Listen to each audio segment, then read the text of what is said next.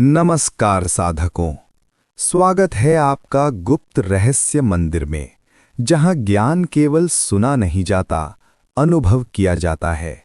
जहां रहस्य केवल पढ़े नहीं जाते, भीतर जागते हैं। आज मैं जिस विषय पर प्रस्तुति देने जा रहा हूं, वो है वेदों और आधुनिक न्यूरोसाइंस में चेतना। चेतना यानी कॉन्शियसनेस आज भी विज्ञान के सबसे बड़े रहस्यों में से एक है। आधुनिक विज्ञान ये समझने की कोशिश कर रहा है कि हमारी जागरूकता, अनुभव और विचार मस्तिष्क से कैसे उत्पन्न होते हैं। दिलचस्प बात यह है कि हजारों वर्ष पहले वेदों और उपनिषदों में भी चेतना के बारे में बहुत गहराई से चर्चा की गई थी। इस प्रस्तुति में हम ये समझने की कोशिश करेंगे कि प्राचीन वैदिक ज्ञान और आधुनिक न्यूरोसाइंस चेतना को कैसे समझते हैं और क्या इनके बीच कोई वैज्ञानिक संबंध दिखाई देता है। वेदों और उपनिषदों में चेतना को सृष्टि का मूल तत्व माना गया है। मांडूक्य उपनिषद में चेतना को 4 अवस्थाओं में बताया गया है। जागृत अवस्था, ये वो अवस्था है जिसमें हम बाहरी दुनिया को देखते, सुनते और अनुभव करते हैं। आधुनिक विज्ञान के अनुसार इस अवस्था में मस्तिष्क के कई भाग सक्रिय रहते हैं, जैसे प्रीफ्रंटल कॉर्टेक्स और पैराइटल लोब, जो ध्यान और निर्णय लेने से जुड़े होते हैं। स्वप्न अवस्था, इस अवस्था में व्यक्ति सो रहा होता है, लेकिन उसका मन सपनों के रूप में अनुभव करता है। न्यूरोसाइंस के अनुसार ये अवस्था REM स्लीप कहलाती है। इस दौरान मस्तिष्क के दृश्य और भावनात्मक केंद्र सक्रिय रहते हैं, जबकि तर्क से जुड़े क्षेत्र कम सक्रिय होते हैं।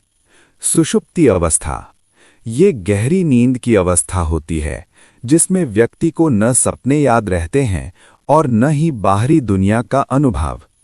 EEG यानी इलेक्ट्रोएन्सेफेलोग्राफी से पता चलता है कि इस अवस्था में मस्तिष्क में धीमी डेल्टा तरंगें उत्पन्न होती हैं। ये वैज्ञानिक रूप से उस अवस्था से मेल खाती है जिसे न्यूरोसाइंस में डीप स्लीप कहा जाता है। तुरीय अवस्था, उपनिषदों में चौथी अवस्था तुरीय बताई गई है। ये ऐसी चेतना है जो जागृत से परे, स्वप्न से परे और गहरी नींद से भी परे मानी जाती है। इसे शुद्ध चेतना की अवस्था कहा गया है। आधुनिक विज्ञान अभी इस अवस्था को पूरी तरह समझ नहीं पाया है, लेकिन ध्यान और मेडिटेशन पर हुए शोध से कुछ संकेत मिलते हैं। आधुनिक न्यूरोसाइंस चेतना को समझने के लिए मस्तिष्क की गतिविधियों और न्यूरल नेटवर्क का अध्ययन करता है। इसके लिए वैज्ञानिक कई तकनीकों का उपयोग करते हैं, जैसे EEG, fMRI, PET स्कैन।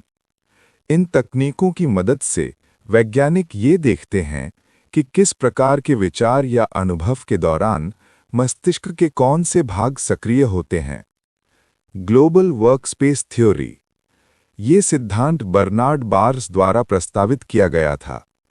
इसके अनुसार चेतना तब उत्पन्न होती है जब मस्तिष्क के अलग-अलग हिस्सों में मौजूद जानकारी एक साथ साझा होती है, अर्थात जब सूचना पूरे मस्तिष्क के नेटवर्क में फैल जाती है, तब वो सचेत अनुभव बन जाती है।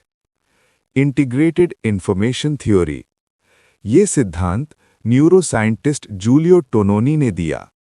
इस सिद्धांत के अनुसार चेतना इस बात पर निर्भर करती है कि किसी प्रणाली में सूचना कितनी एकीकृत है। इस सिद्धांत में चेतना को मापने के लिए एक मान दिया गया है, जिसे फाई कहा जाता है। जितना अधिक नेटवर्क एकीकृत होगा, चेतना का स्तर उतना ही अधिक माना जाएगा। वेदों में ध्यान, योग और मंत्र जप को मानसिक विकास के महत्वपूर्ण साधन माना गया है। पिछले कुछ दशकों में इन पर वैज्ञानिक शोध भी हुए हैं। हार्वर्ड मेडिकल स्कूल और यूनिवर्सिटी ऑफ विस्कॉन्सिन में किए गए अध्ययनों से पता चला है कि नियमित ध्यान करने से मस्तिष्क में कई सकारात्मक परिवर्तन होते हैं। उदाहरण के लिए, मस्तिष्क के ग्रे मैटर में वृद्धि, ध्यान और स्मृति में सुधार, तनाव हार्मोन कॉर्टिसोल में कमी। कुछ अध्ययनों में ये भी पाया गया कि अनुभवी ध्यान साधकों के मस्तिष्क में गामा ब्रेन वेव्स अधिक सक्रिय होती हैं। गामा तरंगें उच्च स्तर की जागरूकता और ध्यान से जुड़ी मानी जाती हैं। अगर हम दोनों दृष्टिकोणों को देखें तो कुछ रोचक समानताएं दिखाई देती हैं। वेदों में चेतना की अलग-अलग अवस्थाओं का वर्णन मिलता है, जो आधुनिक न्यूरोसाइंस की नींद और जागरूकता की अवस्थाओं से मिलती-जुलती हैं। ध्यान और योग के प्रभाव को वेदों में मानसिक शुद्धि का माध्यम बताया गया है, और आज विज्ञान भी इसके लाभ को प्रमाणित कर रहा है। चेतना के गहरे स्तरों की खोज दोनों क्षेत्रों में एक महत्वपूर्ण विषय है। हालांकि कुछ समानताएं हैं, लेकिन दोनों दृष्टिकोणों में एक महत्वपूर्ण अंतर भी है। आधुनिक न्यूरोसाइंस मानता है कि चेतना मस्तिष्क की गतिविधियों से उत्पन्न होती है, लेकिन वेदों के अनुसार चेतना मूल तत्व है और मस्तिष्क केवल उसका उपकरण है।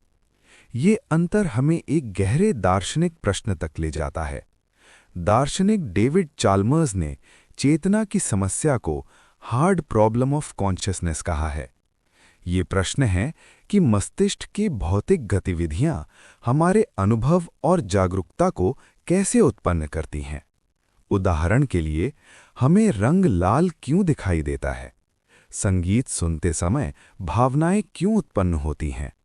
इन प्रश्नों का पूरी तरह वैज्ञानिक उत्तर अभी तक नहीं मिला है। अंत में हम कह सकते हैं कि वेद और आधुनिक न्यूरोसाइंस दोनों ही चेतना को समझने की कोशिश करते हैं, लेकिन उनके तरीके अलग हैं। वेद चेतना को मूल और सार्वभौमिक वास्तविकता मानते हैं, जबकि न्यूरोसाइंस इसे मस्तिष्क की जटिल प्रक्रियाओं का परिणाम मानता है। फिर भी ध्यान, मस्तिष्क की अवस्थाओं और जागरूकता पर हुए आधुनिक शोध ये संकेत देते हैं कि प्राचीन वैदिक ज्ञान में कई गहरी अंतर्दृष्टियां मौजूद थीं। भविष्य में यदि प्राचीन दर्शन और आधुनिक विज्ञान मिलकर काम करें, तो संभव है कि हम चेतना के इस महान रहस्य को और बेहतर समझ सकें।